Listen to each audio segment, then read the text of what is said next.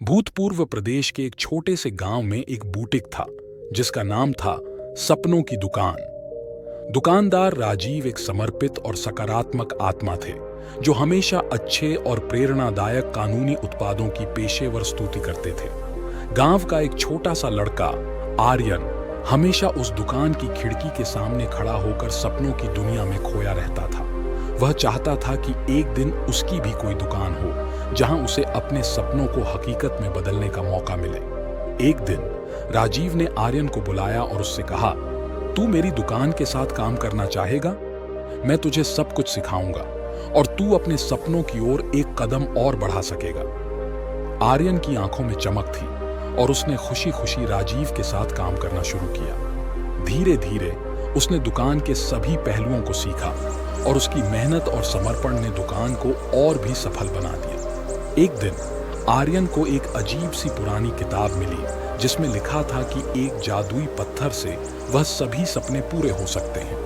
वह खुद को एक ऐसे पत्थर की तलाश में निकाला और उसे दुकान में रख दिया। एक दिन गांव का एक बुजुर्ग आदमी दुकान में गया और पत्थर को देखकर आर्यन से पूछा, तुम इस पत्थर को क्यों रखे हो? आर्यन ने हंसते हुए कहा, यह एक जादुई पत्थर है जो सपने पूरे कर सकता है।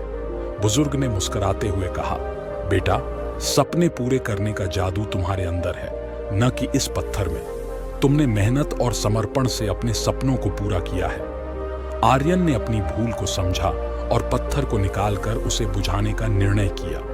वह अब समझता था कि सच्चा जादू मेहनत और आत्मविश्वास में होता है। धीरे धीरे गांव के लोग भी आर्यन की सोच को समझने लगे और उनकी मेहनत और समर्पण को प्रशंसा देने लगे। गांव की स्थिति में सुधार हुआ और सभी लोग एक नए उत्थान की दिशा में कदम से कदम मिलाकर चलने लगे। एक दिन राजीव ने आर्यन से कहा, तूने हमें सबको मेहनत और समर्पण का सही मार्ग दिखाया है। अब मैं यहाँ का सारा धार्मिक संगठन से तेरे साथ एक बड़ी परियोजना करने के लिए सहमत हुआ हूँ।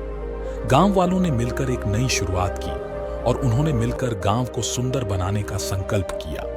आर्यन ने अपने सपनों को हकीकत में बदलने का सफलतापूर्वक संदेश दिया और उसने सभी को यह सिखाया कि हकीकत में जादू उसी मेहनत और आत्मविश्वास में है। इस रूपरेखा का समापन हुआ और सुनने वाले ने महसूस किया कि हकीकत में भी सपने पूरे हो सकते हैं, बस मेहनत और समर्पण की कमी नहीं होनी चाहिए।